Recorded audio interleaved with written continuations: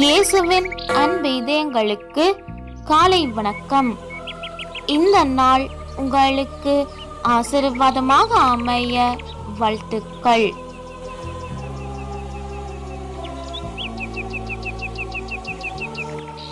இப்புதிய நாளுக்கான ஆசீர்வாத இறைவசனம் மத்தேயு அதிகாரம் 15 இறை வார்த்தை 28.